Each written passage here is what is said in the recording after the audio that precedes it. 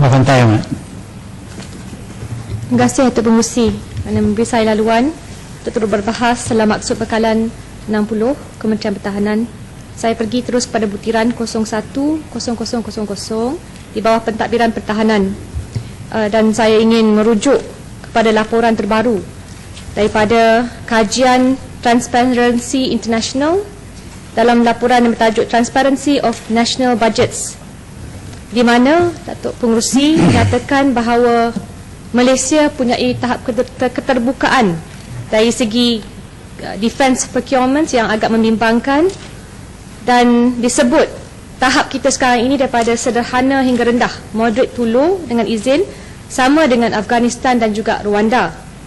Jadi bila dibangkitkan kebimbangan, saya ingin memetik kata-kata Mark Pyman yang merupakan pengarah program pertahanan di UK, Transparency International. Dikatakan dengan izin, defence budgets due to their secrecy are particularly vulnerable to corrupt politicians seeking funds. Dengan izin, saya pergi kepada butiran 010000 dan memetik kata-kata beliau, kerana di saat ini terlalu banyak perjanjian ataupun projek yang diberikan oleh kementerian tanpa perincian ataupun butiran. Dan sama bila kita lihat daripada belanjawan ini, walaupun di bawah pentadbiran pertahanan untuk perbelanjaan mengurus menurun daripada 397 juta pada 2011 kepada 385 juta, tapi kalau dilihat dengan lebih mendalam, ada pertambahan dalam butiran 080100 di bawah pentadbiran pertahanan sebagai dasar baru sebanyak 23.4 juta untuk pengurusi, dan sebanyak 30 juta ringgit untuk butiran 090100 secara one off.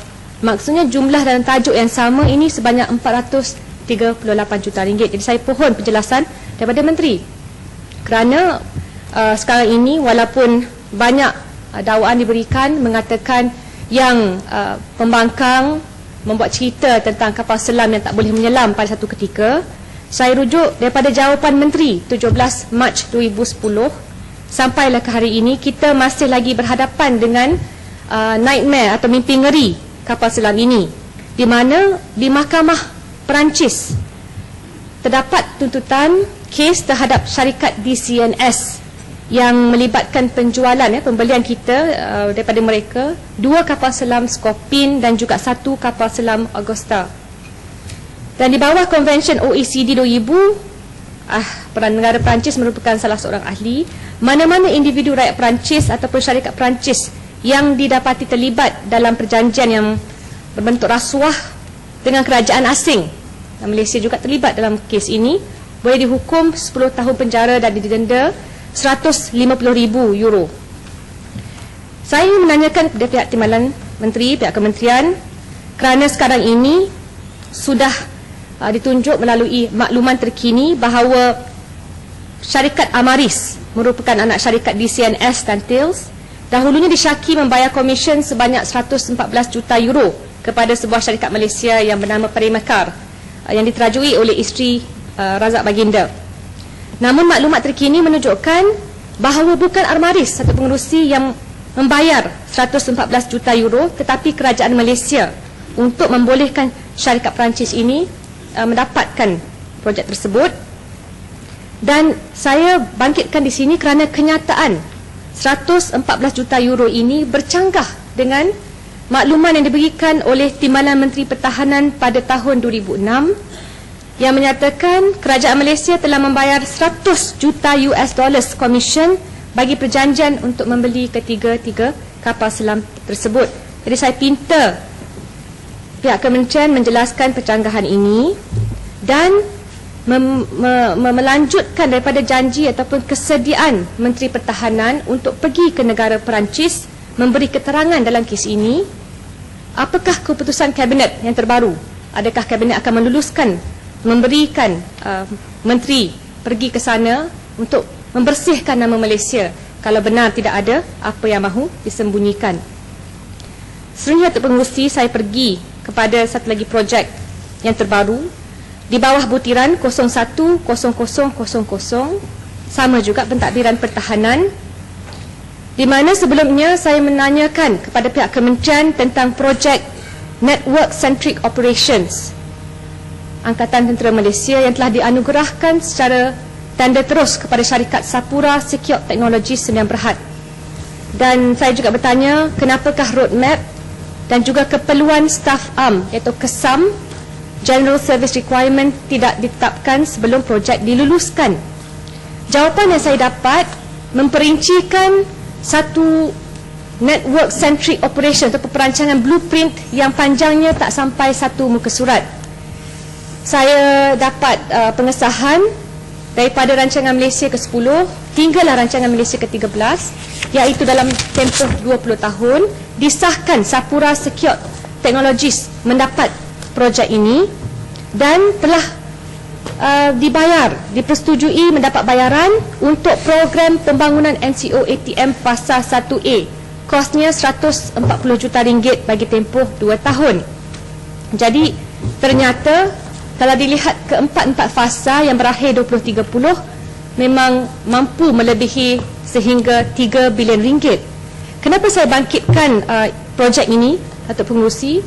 Kerana bukan sahaja diberikan menerusi tanda terus, tapi maklumat yang diberikan kepada kami adalah pihak ATM, pihak Angkatan Tentera Malaysia sudah mewujudkan beberapa sistem yang sedia ada yang paralel dengan izin dengan sistem yang dipinta daripada Sapura Secure Technologies. Contohnya setakat ini pihak ATM telah menyediakan satu pada tahun 1997 dibayar 1.2 bilion kelengkapan. Kedua, kontrak senggeraan dan pembangunan daripada 1997 hingga 2011 RM450 juta. Dan kontrak sewaan talian daripada 1997 hingga 2011 RM225 juta. Dan secara keseluruhan untuk bayaran sistem yang telah sedia ada oleh ATM adalah hampir RM2 bilion. Jadi persoalan saya, adakah pihak ataupun panel penilai ATM meluluskan projek sebelum dianugerahkan kepada Sapura, dan bagaimanakah kementerian menjelaskan teknologi yang sedia ada yang sudah disediakan oleh pihak ATM, dan berapakah penyelenggaraan nanti kemudiannya bila projek Sapura siap, dan adakah penyelenggaraan ini merupakan penyelenggaraan yang ditambah, ditokok daripada jumlah penyelenggaraan yang diteruskan di bawah sistem ATM. Saya fikir kita tak boleh kompromi isu pertahanan, dan kalau ada pihak yang mengatakan bahawa tak perlu ada National Centric Operations Blueprint, saya telah meneliti dan dimaklumkan juga oleh pihak dalaman dalam Kementerian Pertahanan bahawa di Australia telah mereka wujudkan Network Centric Warfare Roadmap 2009 sebanyak 69 muka surat memperincikan apakah blueprint, apakah perancangan sebelum dimuatkan projek-projek yang difikirkan sesuai dalam rangkaian perincian kementerian. Jadi saya nampak setakat ini, saya tanya di Parlimen juga, jawapan menteri hanya sekitar kurang satu muka surat. Jadi saya pinta pihak kementerian memperjelaskan, kerana kami dimaklumkan konsep operasi CONOPS untuk NCO ATM pun tidak ada lagi. KESAM, ketentuan staf am saat ini tak siap disiapkan lagi. Dan ini bermaksud bila konsep operasi tak siap, Datuk Pengurusi, mereka bentuk sistem logik, aliran data, data flow serta hubung kait data mungkin tersasar daripada perancangan, dan ia akan memerlukan belanjawan tambahan untuk memperbaiki dan membetulkan sistem yang sekarang ini dikira ad hoc dan redundant dengan izin. Dan saya juga ingin menanyakan, adakah benar projek senggaraan diteruskan, dan apakah anggaran untuk projek-projek senggaraan selepas ini? Kerana ini baru disebut 140 juta. Cuba-cuba. Kenapa saya kata cuba-cuba atau pengurusi? Kerana saya dapat jawapan di sini, dia kata pembangunan fasa-fasa seterusnya adalah bergantung kepada prestasi dan kejayaan di dalam pembangunan fasa 1A. Saya fikir dalam bidang pertahanan tak boleh cuba-cuba. Kalau fasa 1 tak berjalan, dia kena fikirkan syarikat lain dan sebagainya. Kerana kalau kita lihat di Australia, the National Centric Network Centric Warfare mereka merancangkan projek-projek sampailah tahun 2020. Semua sudah diperincikan, sudah disahkan supaya sehaluan dengan perancangan strategik dan blueprint keseluruhan pertahanan negara Australia. Jadi saya fikir tidak terlalu banyak kalau kita minta satu perancangan yang menyeluruh supaya tidak ada projek ini bazirkan, kerana setakat ini sudah 2 bilion dibelanjakan untuk sistem yang sudah sedia ada. Saya mohon penjelasan. Terima kasih Tuan Pengerusi.